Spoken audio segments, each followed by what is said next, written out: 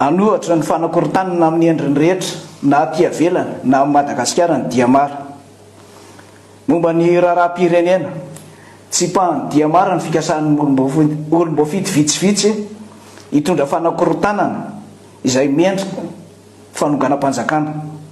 Ho an'ny dia mara dia ny fifidianana ara-demokratika ihany ny lalana hakana fahefana.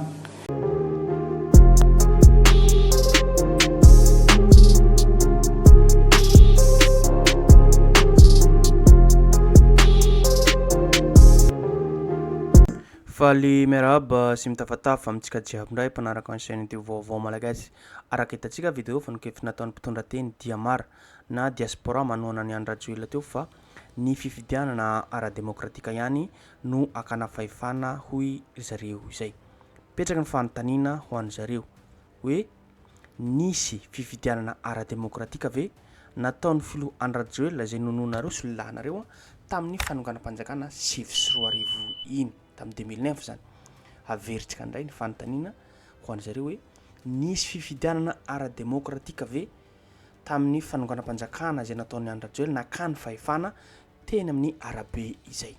Amin'izao fotoana izao manko zareo manao fihetsiketsehana, manao fanambarana ary tsy ho voavaly zareo fanontaniana izay napetraka antsika teo izay. Fa amin'izao fotoana izao zareo dia tsy manaiky ny fanakorontanana izay atao amin'ny firenena izay. Hatreto aloha mbola tsy misy fanakorontanana, mbola tsy tonga any amin'izany ataontsika hoe fanonganam-panjakana zany amin'izao fotoana izao, fa ry zareo samby ao anatiny ihany no mahita, no mahatsapa zany fijaliany vahoaka malagasy zava-misy maloto iainana ary reto mafia reto dia hita zany amin'ny toe-draram-pirenena. Ka zany indrindra amin'izao fotoana izao isaorana ny colonel Patrick izay ampamoaka izay nataony makasiky ny toe-draram-pirenena izay, indrindra ny kolikoly izay misy ao anatiny ity fitondram-pandrakana izay. Ka amin'izao fotoana izao dia manao fanambarana zareo ny diaspora eto Europe, ny fikambanana sy ny antoko politika ary olom-pirenena tsotra mila ravinahitra eto Europe dia mampafantatra ny be sy ny maro fa nanapa-kevitra ampivondrona ny heriny sy ny tanjany ny diaspora maro anisa eto Europe ka nanangana ny vondrona lehibe iray antsoina hoe Diamara na lavaina amin'ny hoe diaspora manohana ny Andra Joela, hoe manana ny tanjany maro anisa hoy ireto mpitondra teny ireto. Mampimendram-panontaniana zany ho antsika rehetrarehetra ary izay ihany koa nahatonga ny kotlolay mahitrabo nivoaka tao anatin'ny vangena ny teny hoe aza miteny sy misy loka amin'ny anaran'ny diaspora fa olona folo lisany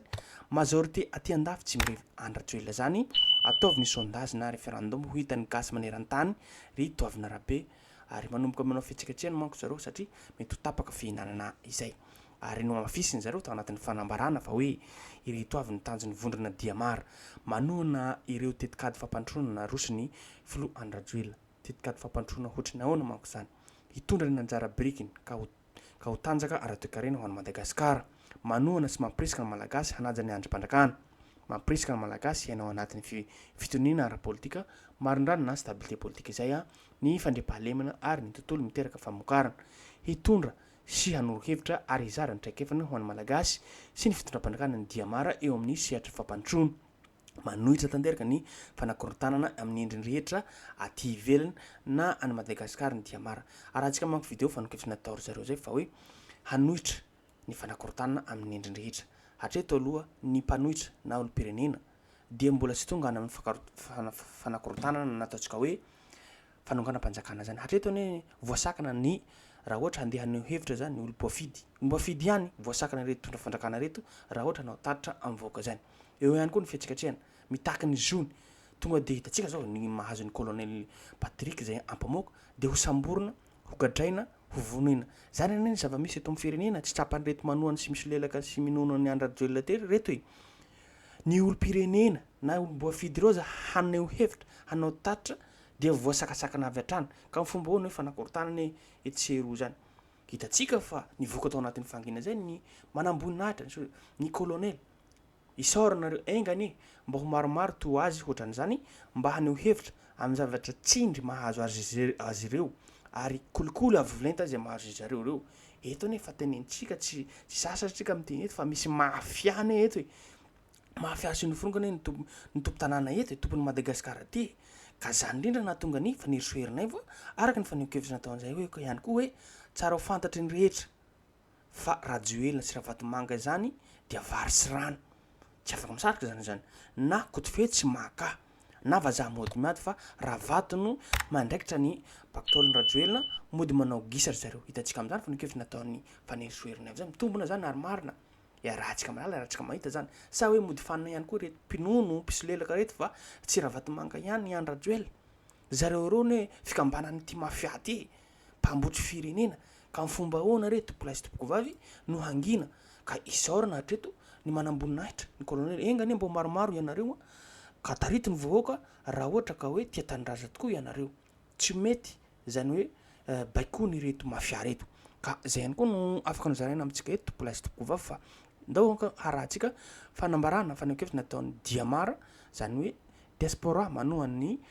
andrajoela zay ho tapaka fihinanana raha ohatra ka hoe miala eo ity fitondram-pandrakana zay tariny mafia andrajoela sy ny ravatomanga izay ka azadiny to plasy topoko vavy ny miabonné na manao zay na manao commentaire afatsika matsaritsary zavatra zay makasitsika maloha to plasy topoko vavy ny fikambanana sy ny antoko politika ary n'olom-pirenena tsotra mila ravinahitra eto Eropa dia mampafantatra ny be sy ny maro fa nanapa-kevitra ny ampivondrona ny heriny sy ny tanjana ny diaspora maro anisy eto Eropa ka nanangana ny vondrona lehibe iray antsoina hoe Diamara na alavaina amin'ny hoe diaspora manohana any Andry Rajoelina. Ireto avy ny tanjon'ny vondrona Diamara anohana ireo paikady mpampandrosoana aroson'ny filoha Andry Rajoelina ka hitondra ny anjara brikiny ho tanjaka ara-toekarena ho an'ny Madagasikara anohana sy ampirisika ny malagasy anaja ny androm-panjakana misy ampirisika ny malagasy hanao anatin'ny fitoniana politika marindrano na ny stabilité politika fandriam-pahalemana ary tontolo miteraka famokarana hitondra sy hanorevitra ary izarany traikefany ho an'ny malagasy sy ny fitondram-panjakana Diamara eo amin'ny sehatra ny fampandrosoana anohatra ny fanakorontanana amin'ny endriny rehetra na aty avelana na amin'ny Madagasikara ny Diamara momba ny raharaham-pirenena tsy pahany Diamara ny fikasan'ny olom-boafidy vitsivitsy hitondra fanakorontanana izay miendrika fanonganam-panjakana ho an'ny Diamara dia ny fifidianana ara-demokratika ihany ny lalana akana fahefana fa tsy amin'ny herisetra tsy amin'ny fanakorontanana tsy amin'ny falozongozonana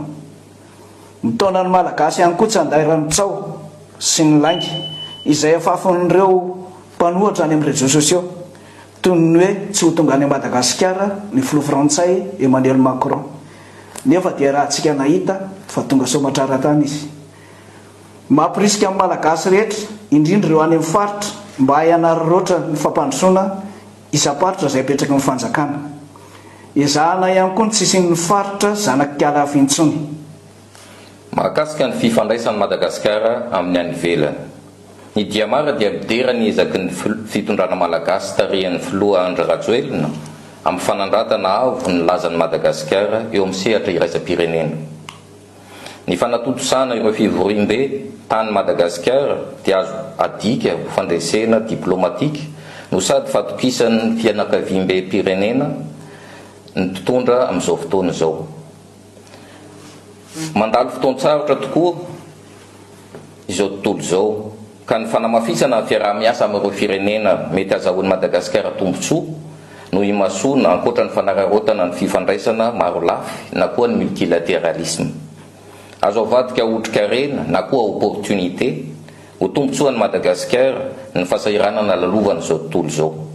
ny famokarana ampilaminana ihany no fanafody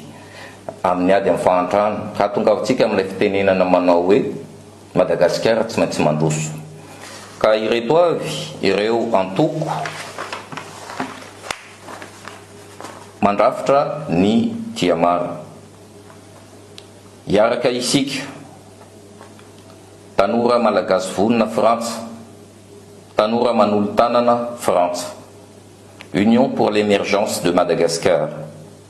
tous ensemble pour Madagascar Freedom Aide France tena namana miarady masina ny tanindrazana